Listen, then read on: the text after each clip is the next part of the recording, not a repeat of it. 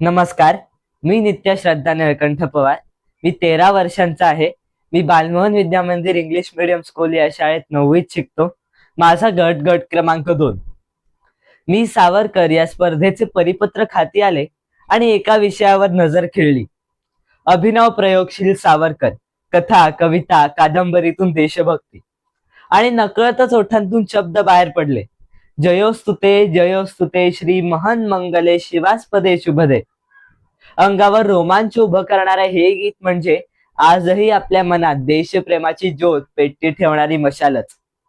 खर तर स्वातंत्र्यवीर सावरकरांच्या लेखणीतून उतरलेला प्रत्येक शब्द हा देशप्रेमाची ज्वाळाच होता आणि आहे. अवघ्या भारतवर्षाला ललांभूत हिंदू हृदय सम्राट स्वातंत्र्यवीर विनायक दामोदर सावरकर यांच्या प्रत्येक साहित्य निर्मितीचा केंद्र व बैठक राष्ट्र आणि राष्ट्रभक्ती हीच होती. राष्ट्राकडे पाहण्याचा एक विजिगीषू दृष्टिकोन त्याच्यातून व्यक्त होत होता. त्यांच्या वाणीतील ओज व वृत्तीतील तेज त्यांच्या कथांतून, कवितांतून, कादंबऱ्यांतून व्यक्त होत होते. चाफेकर बंधूंच्या हौतात्म्याने, आत्मसमर्पणाने प्रेरित होऊन त्यांनी लिहिलेल्या पोवाड्यातील उत्कर्ष आणि अपकर्ष समान ठेले, विश्वात आजवरी शाश्वत काय झाले, हा विचार म्हणजे त्यांच्या ओजस्वी काव्य निर्मितीचा पहिला ओंकारच होता. मित्र हो, स्वातंत्र्यवीर सावरकरांनी एकूण 4 महाकाव्य रचली. त्यातील तुरुंगातील भिंतींवर जन्मलेले कमला हे महाकाव्य विश्वातील एक अद्भुत चमत्कारच आहे. या महाकाव्यात देवीची स्तुती करतानाही सावरकर स्वातंत्र्य लक्ष्मीला विसरत नाहीत बरं का. वीररस, शृंगारिकता, नाट्यमयता या सर्व गुणांनी युक्त असलेल्या या महाकाव्यात ते आपली देशभक्तीची बैठक जराही ढळू देत नाहीत. एरवी सावरकरांचे प्रखर तेजस्वी व्यक्तिमत्व या महाकाव्यात शीतल भासते. कमला या नायिकेच्या भावनांचे वर्णन करताना ते आपल्या देशाच्या अजोड निसर्गाचे वर्णन आपल्या अजोड संस्कृत प्रचूर भाषा शैलीत करतात.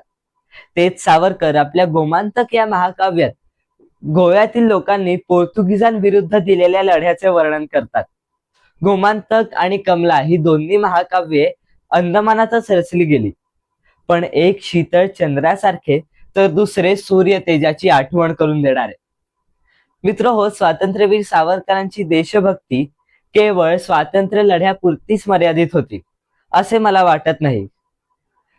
त्यांच्या राष्ट्र या संकल्पनेत केवळ भौगोलिक सीमा नव्हत्या, तर या संकल्पनेत इथला अवघा निसर्ग होता, इथला अवघा समाज होता.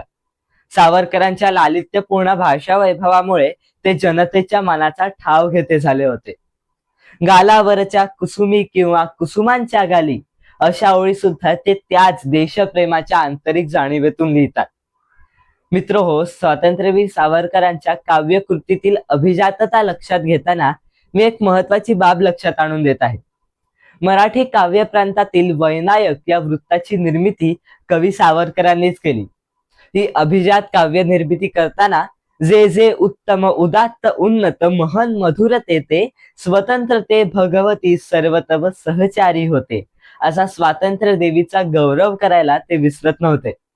ने मजसीने परत मातृभूमीला सागरा प्राण तळमळला अशी व्याकुळ साथ ते मातृभूमीला घालत होते.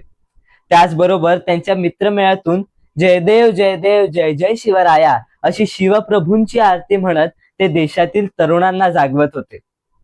ब्राह्मण वा क्षत्रिय चांग जरी झाला, कसलेही रूप वा रंग जरी त्याला, तो महार अथवा मांग सकलाला, ही एकची आई हिंदू जाती तिला बंधू असा समाज सुधारणेचा संदेशही ते आपल्या काव्यातून आपल्याला देताना आढळतात.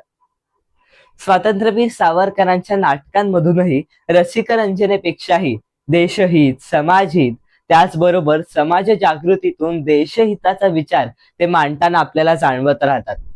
त्यांच्या नाटकातील संवाद तलवारीच्या पात्याप्रमाणे धारधार असतात, त्याचप्रमाणे समाज प्रबोधन करणारे देखील असतात.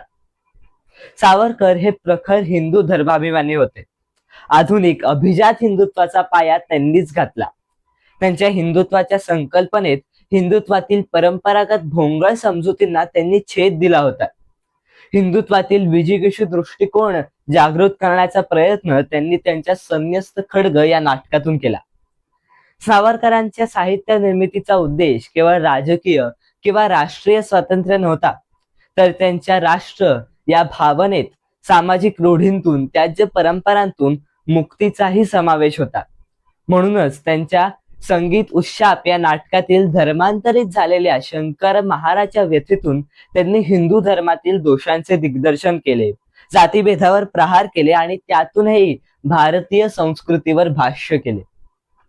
मित्र हो, सावरकरांच्या साहित्यात आपल्याला भारतीयांच्या चुकांचे आत्मपरीक्षणही सापडते. त्यांच्या संगीत उत्तरक्रिया या नाटकातून त्यांनी पानिपताच्या युद्धानंतरच्या मराठ्यांचा इतिहास मांडला आहे. त्यातून पानिपताचे युद्ध हे युद्ध नसून ती एक लढाई होती आणि ती लढाई मराठे हरले तरी मराठी साम्राज्य नष्ट झाले नाही, ते फोफावतच गेले, असा सकारात्मक तर्कशुद्ध दृष्टिकोन सावरकर मांडतात. त्यांच्या 6 सोनेरी पाने व 1857 स्वातंत्र्य समर या पुस्तकांतही हाच दृष्टिकोन आहे. सावरकरांनी कधीही लौकिक अर्थाने कादंबऱ्या लिहिल्या नाहीत, पण त्यांचे काळे पाणी व मोपल्यांचे बंडे या पुस्तकांना केवळ त्यांच्यातील स्वैर वर्णनांमुळे कादंबरी म्हणावे लागते, पण त्याच्यातील भीषण सत्य नजरेआड करता येत नाही. मित्र हो, सावरकरांच्या साहित्यात अभिनवता, प्रयोगशीलता येते, कारण त्यात देशप्रेम व समाज सुधारणा या विषयात नवीन विचारांचा अनुभव येतो.